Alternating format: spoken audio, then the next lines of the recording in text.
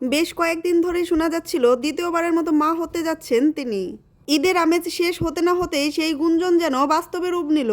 শাকিব খান ও বুবলির পরিবারে নতুন অতিথি আসার প্রায় 1 মাস পর আনুষ্ঠানিকভাবে সন্তানের নাম প্রকাশ করলেন চিত্রনায়িকা শাবনম বুবলি।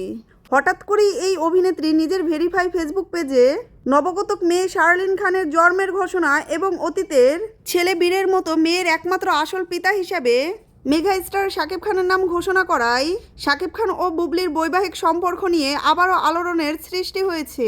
নেট পাড়া যেন হতভম্ব।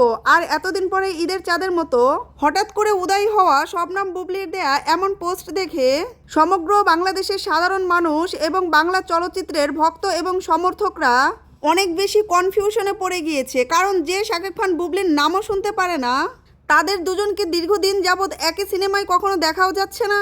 এবং শাকিব খান যেখানে ক্যামেরার সামনে অনেকবার নিজ মুখেই বলেছে যে অপু বিশ্বাসের মতো বুবলির সাথেও তার সম্পর্কের চূড়ান্ত সমাপ্তি ঘটে গেছে, তাহলে আবার দুজনের একই সাথে থাকা আর কন্যা সন্তান আসলেও কিভাবে হতে পারে?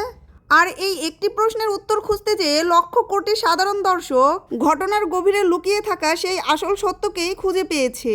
তবে বুবলি তার ভেরিফাই ফেসবুক পেজে যতই দেশবাসীকে জানানোর চেষ্টা করুক না কেন, তার কন্যা সন্তানের আসল বাবা শাকিব খান কিন্তু কিং খানের পক্ষ থেকে এই ব্যাপারে মোটেও বিন্দুমাত্র কথা শোনা যায়নি।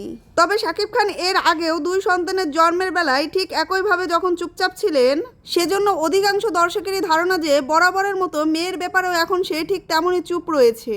আপনাদের কি মনে হয় গাইস? আপনাদের মতামত অবশ্যই কমেন্টে জানাবেন। আর ভিডিওটা ভালো লাগলে একটা লাইক দিয়ে চ্যানেলটা সাবস্ক্রাইব করে দিবেন। আপনার একটা সাবস্ক্রাইব আমার সাহস এবং অনুপ্রেরণা নতুন ভিডিও তৈরি করার জন্য।